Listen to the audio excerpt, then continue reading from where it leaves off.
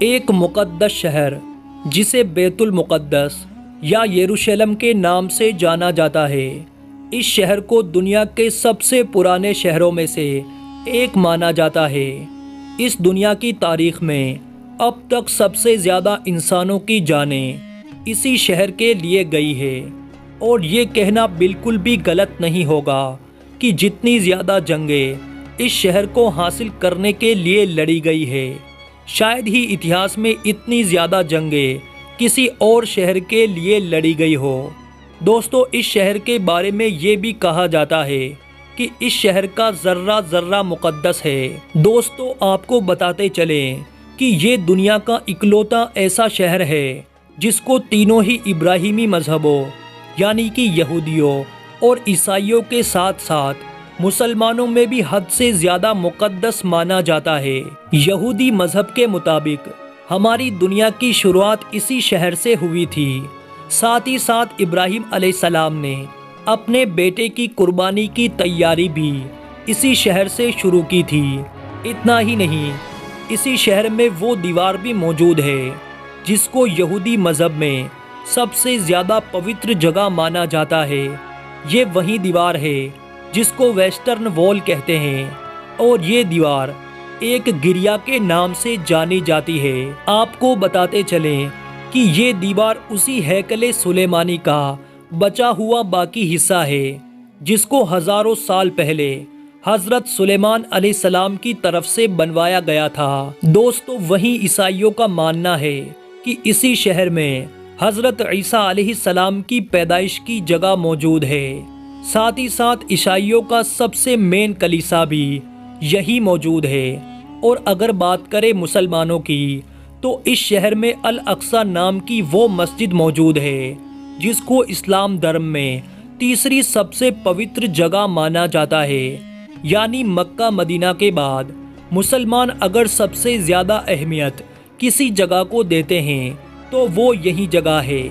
اس کے علاوہ مسلمانوں کے لیے یہ شہر قبلہ اول بھی ہے، کیونکہ کعبہ سے پہلے مسلمان اسی شہر کی طرف منہ کر کے نماز پڑھا کرتے تھے۔ دوستو، ہمارے آخری پیغمبر یعنی حضرت محمد صلی اللہ علیہ وسلم نے جب معراج کا سفر کیا تھا تو یہی وہ شہر تھا جہاں الاقصی کے اندر پیغمبر حضرت محمد صلی اللہ علیہ وسلم نے سبھی نبیوں کی امامت کروائی تھی۔ اس کے علاوہ حضرت سلیمان علیہ السلام اور حضرت داؤد علیہ السلام جیسے بہت سارے بڑے بڑے نبیوں کی قبریں بھی یہاں پر موجود ہے، جو اس شہر کی اہمیت کو اور بھی زیادہ بڑھاتی ہے۔ دوستو، شاید یہی وجہ تھی کہ اتہاس میں اس شہر کو حاصل کرنے کے لیے مسلمانوں اور عیسائیوں کے بیچ ایک کے بعد ایک جنگیں ہوتی رہی۔ مسلمانوں اور عیسائیوں کی یہ جنگ کئی صدیوں تک چلتی رہی تھی۔ دوستو، اب جانتے ہیں کہ آخر اس شہر کی شروعات کیسے ہوئی۔ آج سے تقریباً 7000 سال پہلے بھی اس شہر کے اندر انسانی آبادی ہوا کرتی تھی، جو اس شہر کو پرانے شہروں میں سے ایک شہر بناتی ہے۔ اس شہر کو سب سے پہلے حضرت داؤد علیہ السلام نے فتح کیا تھا۔ یہ وہی داؤد علیہ السلام ہے جنہیں یہودی اور عیسائی دھرم میں ڈیوڈ کے نام سے جانا جاتا ہے۔ داؤد علیہ السلام نے اس شہر کو فتح کرنے کے بعد اس کو اپنی سلطنت کی راجدھانی بنایا۔ حضرت داؤد علیہ السلام نے اس علاقے پر تقریباً 33 سال تک حکومت کی تھی۔ اس کے بعد ان کی یہ حکومت ان کے بیٹے حضرت سلیمان علیہ السلام کے پاس چلی گئی۔ یہ وہی حضرت سلیمان علیہ السلام ہے جن کو سولومن کے نام سے بھی جانا جاتا ہے۔ سلیمان علیہ السلام نے ہی ہیکل سلیمانی نام کی مشہور عمارت کو بنوایا تھا، جس کے اندر تابوت سکینہ کو رکھا گیا تھا۔ دوستو، تابوت سکینہ حد سے زیادہ خاص ہوا کرتا تھا۔ اس صندوق کے اندر پرانے گزرے ہوئے نبیوں کے تبرکات رکھے ہوئے تھے۔ دوستو، حضرت سلیمان علیہ السلام کے چلے جانے کے بعد اس شہر میں بہت سارے اتار چڑھاؤ آتے رہے۔ اس کے بعد 598 BC میں یعنی کہ حضرت عیسیٰ علیہ السلام سے بھی تقریباً 600 سال پہلے بابل کے بخت نصر نام کے ایک ظالم بادشاہ نے ان لوگوں کے اوپر حملہ کر دیا۔ یروشلم شہر پر حملہ کرنے والے بخت نصر نے صرف اس شہر کو پوری طرح سے برباد کر دیا بلکہ ہزاروں بنی اسرائیلیوں کو موت کے گھاٹ اتار دیا، اور اس سے کہیں زیادہ یہودیوں کو غلام بنا کر وہ اپنے ساتھ بابل لے کر چلا گیا۔ شہر کی اس تباہی میں ہیکل سلیمانی نام کی وہ مشہور عمارت بھی پوری طرح سے برباد ہو گئی تھی، اور اسی عمارت کے اندر موجود تابوت سکینہ نام کا وہ مقدس صندوق ایسے غائب ہو گیا کہ آج تک اس کا کسی کو بھی پتہ نہیں چل سکا۔ اس کے بعد دھیرے دھیرے وقت گزرتا گیا، اور پھر کچھ سالوں کے بعد 539 عیسیٰ پورو میں سائرس دی گریٹ نام کے ایک ایرانی اور بہت ہی رحم دل بادشاہ نے اس بابل پر بھی حملہ کر دیا۔ سائرس دی گریٹ نے صرف بابل کو فتح کیا بلکہ ساتھ ہی ساتھ ان سبھی غلام یہودیوں کو بھی آزاد کر کے ان کے اپنے وطن جانے کی اجازت دے دی۔ یہ لوگ نہ صرف اپنے وطن واپس ہوئے بلکہ انہوں نے سائرس گریٹ کی مدد سے اس مشہور عمارت کو پھر سے بنوا لیا جس کو ہیکل سلیمانی کے نام سے جانا جاتا تھا۔ وقت نے اپنے آپ کو ایک بار پھر سے بدل ڈالا، اور 17ویں عیسوی میں اس دور کی دنیا کی سب سے طاقتور سلطنت یعنی کہ رومن سلطنت نے یروشلم شہر پر حملہ کر دیا۔ رومن شہنشاہ یعنی ٹائٹن جب اس شہر میں داخل ہوا تو اس کی فوجوں نے اس پورے شہر میں آگ لگا دی، ساتھ ہی ساتھ ہیکل سلیمانی نام کی اس عمارت کو بھی پوری طرح پھر سے برباد کر دیا۔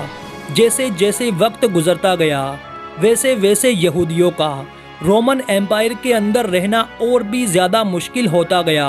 135 عیسوی میں جب یہودیوں نے رومی سلطنت کے خلاف بغاوت کرنے کی کوشش کی تو رومی فوجیوں نے بغاوت کے جرم میں اس پورے شہر پر ہل چلا کر اس کو پوری طرح سے ویران کر دیا۔ اور دوستو اتنا ہی نہیں، یہودیوں سے حد سے زیادہ نفرت کی وجہ سے رومی لوگوں نے اب اس خاص جگہ پر کوڑا اور گندگی ڈالنا بھی شروع کر دی جہاں پر کسی دور میں ہیکل سلیمانی ہوا کرتا تھا، یعنی کہ یہودیوں کی سب سے مقدس اور پاک جگہ پر۔ یہ شہر کئی صدیوں تک ویران رہا، اور آخرکار 638 عیسوی میں مسلمانوں کے دوسرے خلیفہ یعنی حضرت عمر رضی اللہ تعالیٰ عنہ نے اس شہر کو رومن ایمپائر سے فتح کر لیا۔ اس کے بعد ایک لمبے وقت تک یہ شہر مسلمانوں کے ہاتھ میں رہا، مگر شروع سے ہی عیسائی فوجیں بھی پھر سے اس شہر کو حاصل کرنے کی کوششیں کر رہی تھی، لیکن اس کے بعد مسلمانوں کی اندرونی اور آپسی لڑائیوں کی وجہ سے مسلمانوں کی یہ خلافت یعنی خلافت عباسیہ کمزور پڑ گئی، تو 1099 عیسوی میں عیسائی فوج یروشلم شہر کو ایک بار پھر سے حاصل کرنے میں کامیاب ہو گئی، مگر شہر کو ابھی عیسائیوں کے کنٹرول میں گئے چند ہی سال گزرے تھے کہ تبھی ایک نیا نام ابھر کر آیا، اور یہ نام تھا صلاح الدین ایوبی کا۔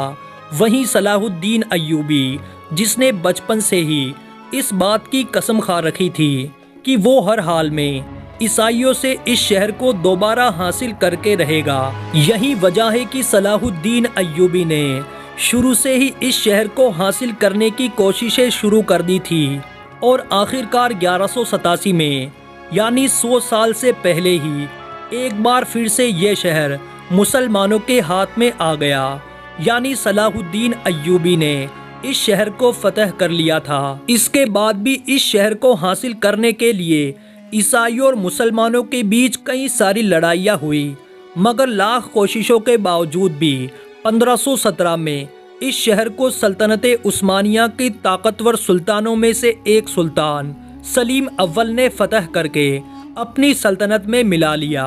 1517 سے لے کر 1917 تک یہ شہر سلطنت عثمانیہ کا حصہ رہا۔ اس دور میں سلطنت عثمانیہ نے شہر کو پوری طرح سے بدل دیا تھا۔ سلطنت عثمانیہ کے دور میں ہی یہودیوں نے اس شہر میں آ کر اپنی الگ الگ ریاستیں بنانے کی پلاننگ شروع کر دی، لیکن سلطنت عثمانیہ کے آخری سلطان عبد الحمید ثانی ان کی اس کوششوں کو اچھے سے سمجھ گئے تھے، اس لیے ان کے دور میں یہودیوں کی ساری کوششیں ناکام ہو گئی۔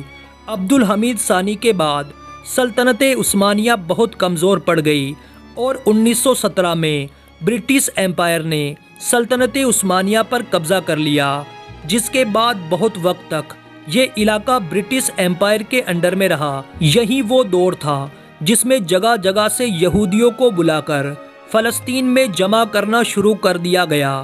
اس کے بعد سب سے پہلے 1947 میں یونائٹڈ نیشن نے وہ منظوری بھی دے دی جس میں یہ آدھا یہودیوں کو دیا جانا تھا اور آدھا فلسطینیوں کو، جس کے بعد 1948 میں اسرائیل دیش کا بھی اعلان کر دیا گیا اور اس اعلان کے بعد فلسطین کے ساتھ ساتھ یروشلم کو بھی 2 ٹکڑوں میں بانٹ دیا گیا۔ تو دوستو، یہ تھی بیت المقدس یعنی یروشلم کی پوری کہانی۔ امید کرتے ہیں آپ کو یہ ویڈیو پسند آئی ہوگی۔ اسی طرح کی اور ویڈیو کو دیکھنے کے لیے ہمارے چینل کو سبسکرائب کرنا بالکل بھی مت بھولیے گا۔ ہم ملتے ہیں آپ سے ایک نئی ویڈیو میں، تب تک اپنی خاص دعاؤں میں ہمیں ضرور یاد رکھیے گا۔ تب تک کے لیے اللہ حافظ۔